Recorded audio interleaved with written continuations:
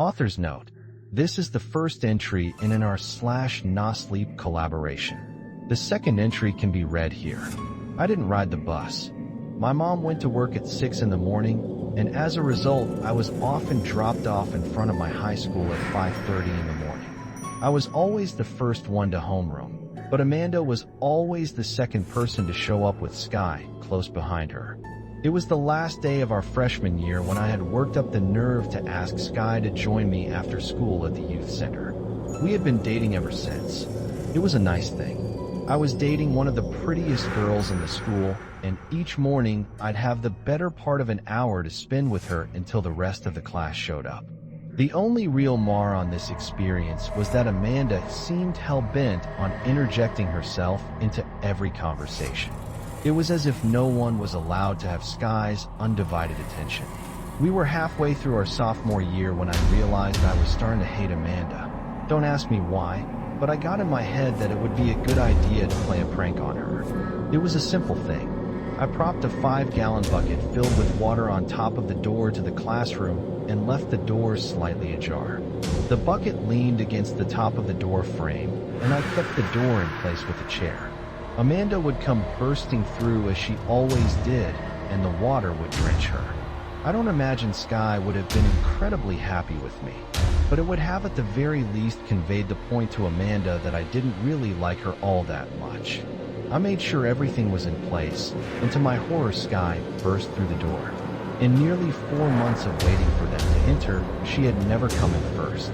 The whole event played out in slow motion as she pushed on the door and the bucket came down bottom first. I watched as the hard plastic edge backed by 40 pounds of water slammed down on the front of her head and cut deep into her forehead.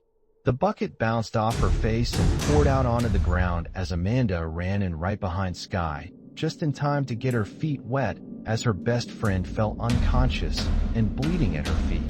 I stood there dumbfounded as Amanda dropped her books and started shouting for someone to call an ambulance.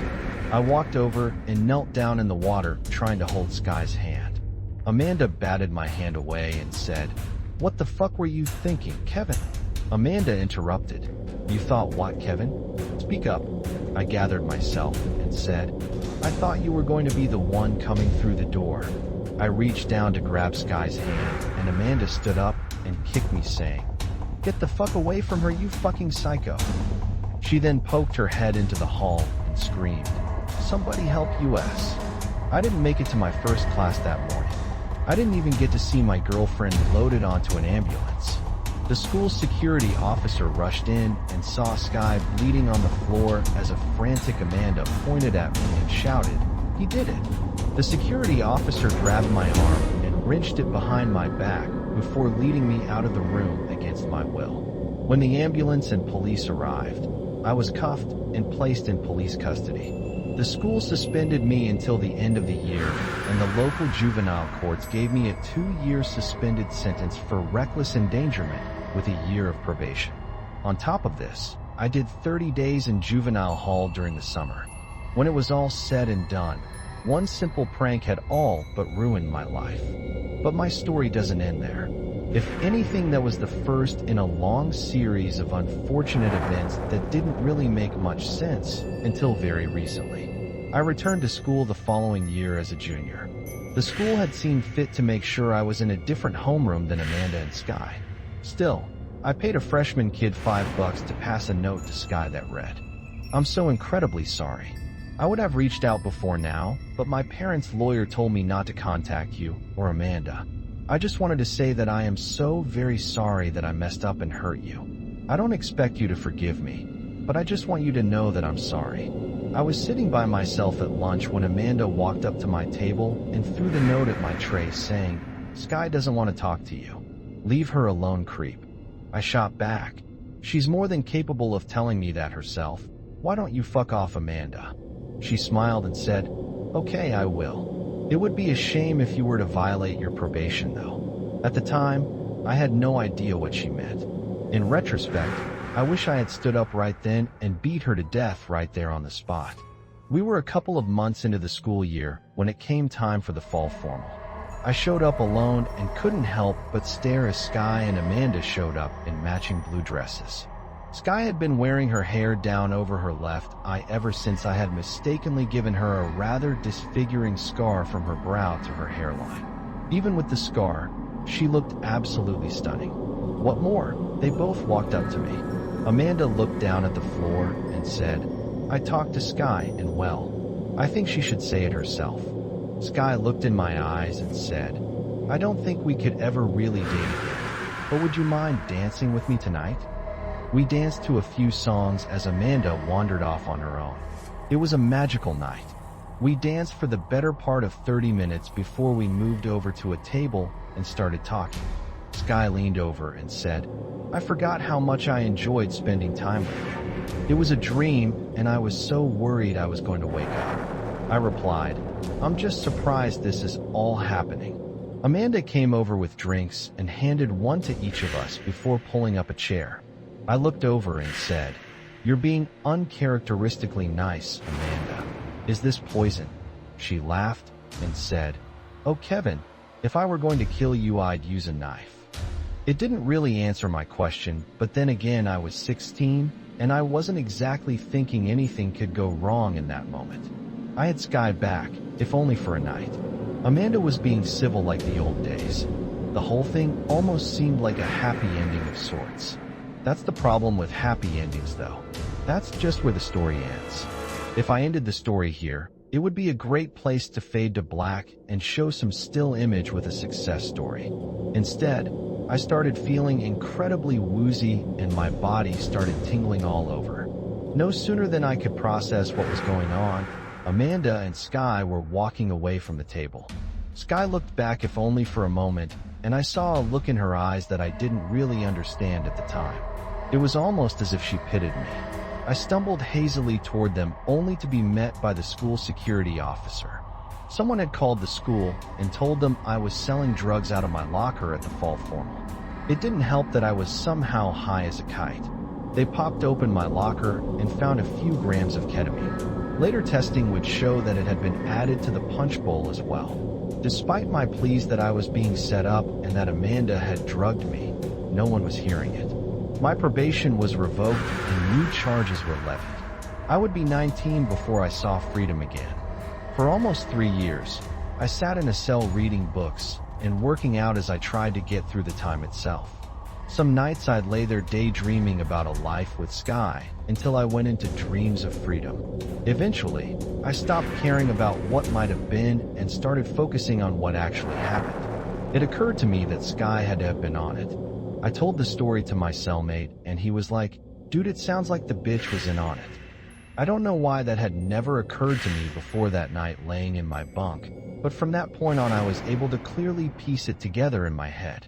Amanda and Sky had shown up to that dance with the intent of getting me arrested. While Sky kept me distracted, Amanda had to have gotten into my locker somehow and planted the drugs. Then, Sky led me over to the table and Amanda fetched us some drinks. That's why neither her nor Sky was drugged. She dumped the extra in the punch bowl so it would look like I was pulling another prank. It had to have happened that way. Nothing else made sense. I spent my last year on the inside plotting and planning to kill Amanda, but that all faded away when I got out. Amanda and Sky had gone off to college and I had to move in with my grandmother.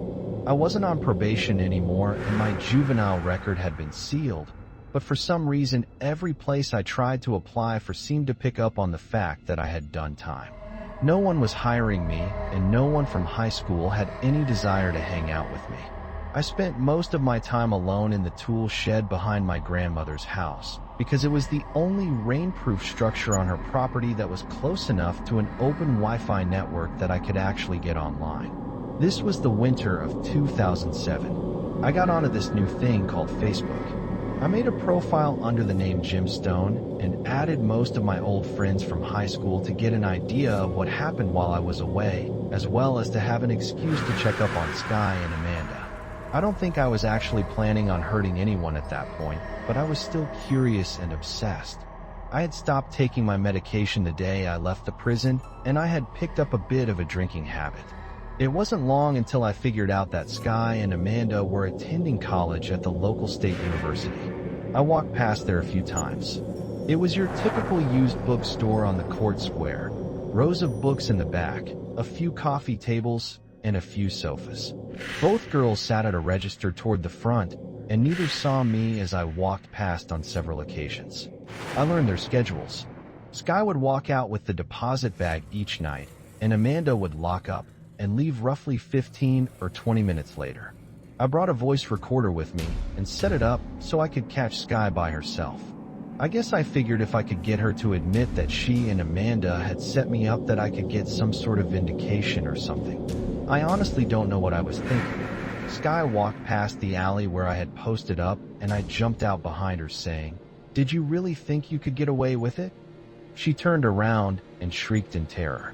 I stepped forward and said, "Admit it." Sky took a step back and said, "I'm sorry, Kevin. Amanda said it was the only way to make sure you'd leave me alone forever. I never even wanted to talk to you again." I shot back, "You could have just told me that." She was crying at this point and said, "I'm so sorry." I said, "What are you sorry for?" as I leaned in closer. She all but whispered, "I'm sorry." I was shouting at that point and said, "Sorry doesn't give me a job or money, Sky. No one wants to hire the girlfriend-abusing drug dealer." She pushed the deposit bag forward and said, "Just take it." I was holding the deposit bag as I felt a sharp pain between my legs followed by an intense burning in my eyes. Amanda had ran up from behind and kicked me square in the taint. As I went down, she emptied a can of pepper spray into my eyes. In all the commotion, she pulled Sky away from me. I rolled around on the ground for several minutes as I tried to push through the pain in my eyes and stand up. I had just made it over to the window of the bookstore when I could make out the blue and red flashing lights through searing pain that was my eyes. I caught another charge for assault and attempted robbery. As an adult, I was sentenced to 4 years with the possibility of parole in 2. I ended up serving 3 before being sent home because of overcrowding. One of the conditions of my release was that I go nowhere near Sky. Again, no sooner than I was outside the prison, I stopped taking my medication like the idiot that I am. I started to fixate again. I logged back into my old Jim Stone Facebook account, and I was still friends with half the guys from high school. I went ahead and sent a friend request to Sky. It was 2011, and everyone was playing games on Facebook. I sent random game requests to Sky, and after a while I started talking to her. It was just casual conversation at first. She'd complain about her roommate being a control freak and how she wished she could just get away. I'd talk about work and how I couldn't stand the customers that came into the gas station at night. This continued for about a month before she sent me a message that read, "Kevin, I think we should meet up." I replied, "How long have you known?" She replied, "For a while now, XD." I balked at meeting up at first, but over the course of the next few weeks we built up a new rapport. She apologized for helping Amanda. I apologized for being so inconsiderate. I dunno. From there it almost felt like we were reconnecting and rekindling something that resembled a relationship. One day she suggested we meet up at the park. I jumped at the opportunity. I put on my best casual outfit and layered on the cologne. I was sitting in a bench at the city park when I saw Sky and Amanda walking around the bend. Sky looked at me in horror as Amanda smiled from ear to ear. I ran up and said, "What the fuck is wrong with you? Why can't you just leave me the fuck alone?" I shouted this at Sky as Amanda's smile turned to a look of contempt. She shouted, "Go away, Kevin. Stop creeping on my best friend already. Somebody help." Before I could respond, I was feeling a familiar searing pain in my eyes followed by what felt like a crowd of people kicking me while I was down. The judge didn't give 2 squirts of piss that I had a chat log showing a nearly 6-month conversation with Sky on Facebook that invited me to the park. I was on probation and there was a no contact order. More to the point, the prosecutor had a sworn statement from Sky and Amanda that neither one of them used social media. My lawyers subpoenaed their ISP and Facebook for information, but neither seemed content with handing over the information. In the end, I was charged with a parole violation and served out the rest of my sentence.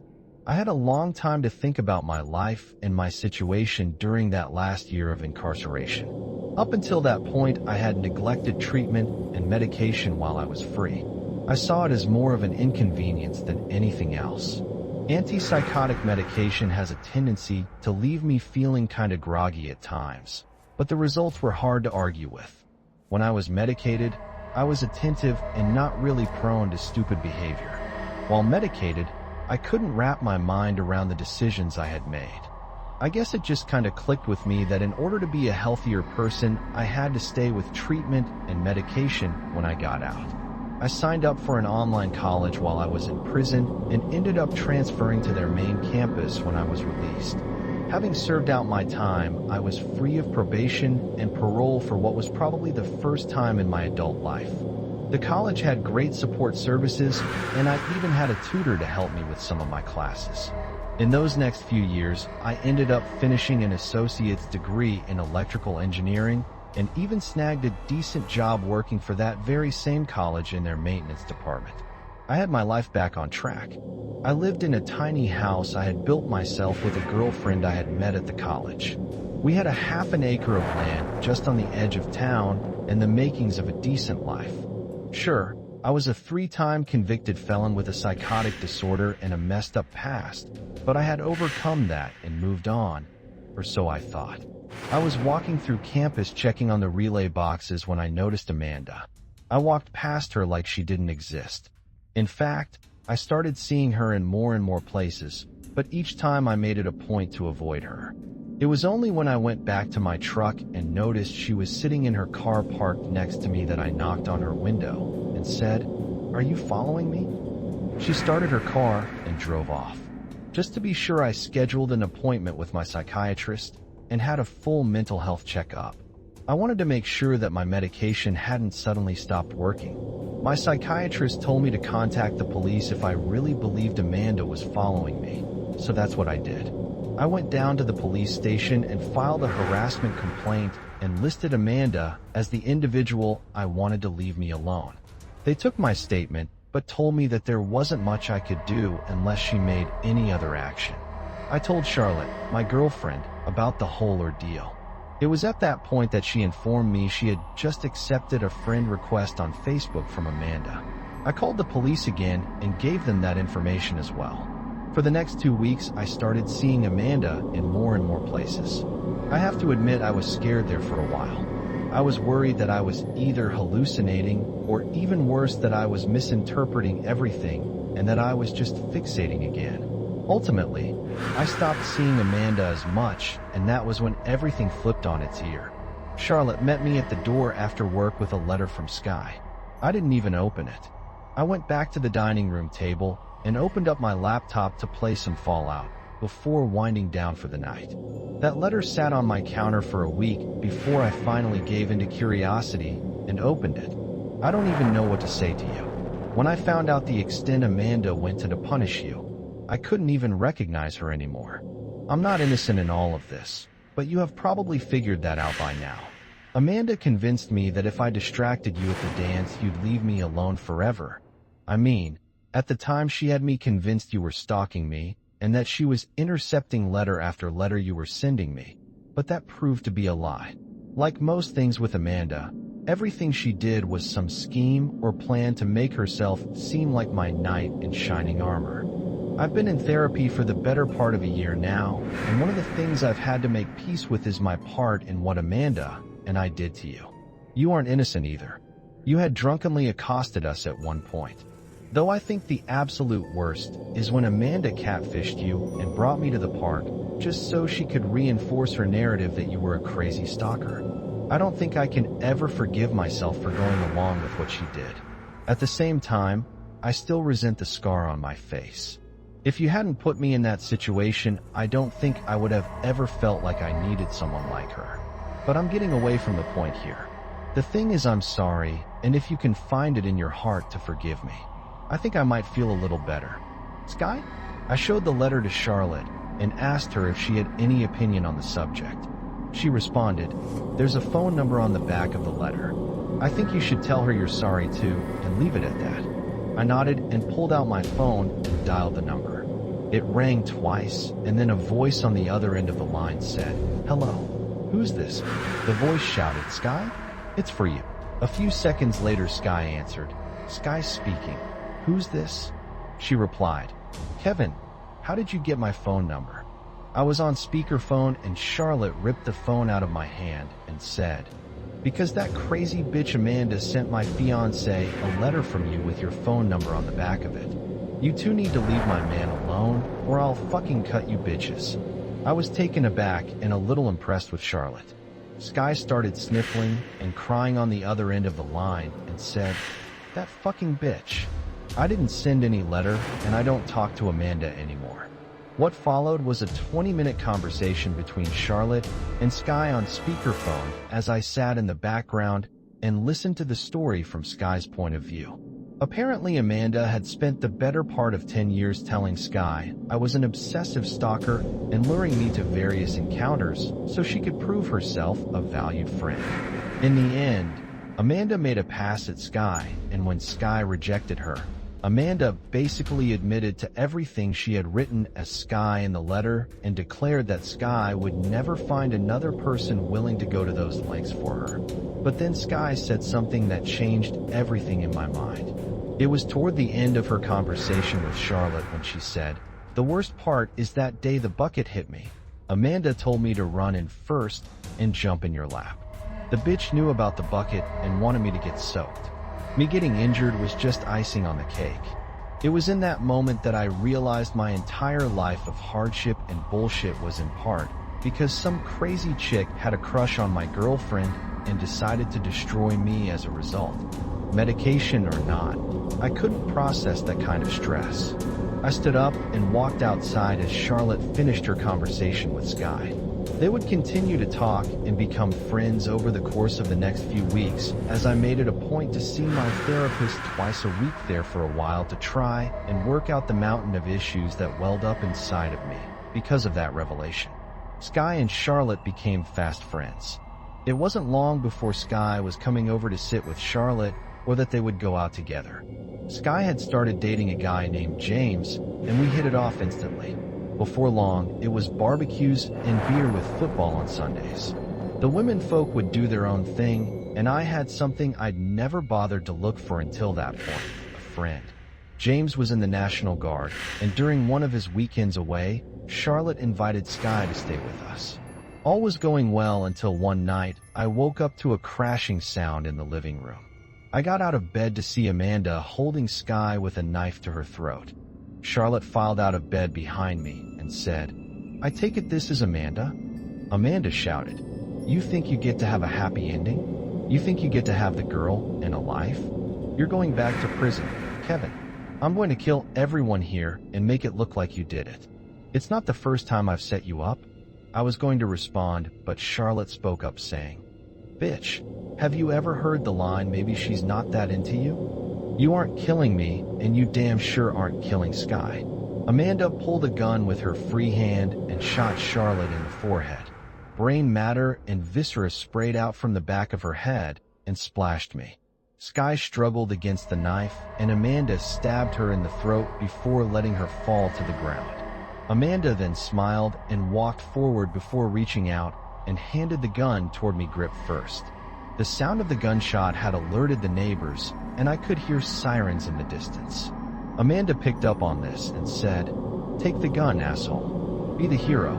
Sky coughed up blood as Amanda kept shouting for me to take the gun. I took the opportunity to punch Amanda square in the jaw before turning to run out the back door. No sooner than I had cleared the doorway, I heard another gunshot and felt the splintered wood hit me in the back of the neck. I made it out into the front yard before Amanda shouted, "Stop," and fired another shot. The police pulled into my driveway and jumped out of their cars, guns drawn. Amanda shouted, "This asshole just stabbed my girlfriend and shot his fiancée in the head. He has a gun." I put my hands over my head and knelt down as I shouted, "This crazy bitch just killed my fiancée and her best friend. I'm unarmed." Amanda put down her gun at their request, and the both of us were cuffed and taken down to the station as Sky was loaded into an ambulance. I sat down at the station for the better part of 4 hours before an officer came in to get my statement. After it was all said and done, I was released and told to go home. As I walked out of the interrogation room, I couldn't help but see Amanda sitting in the adjacent room smiling from ear to ear as she stared at me. I don't know what to expect from here on out, but at least that crazy bitch is going to be in prison for the next 20 years.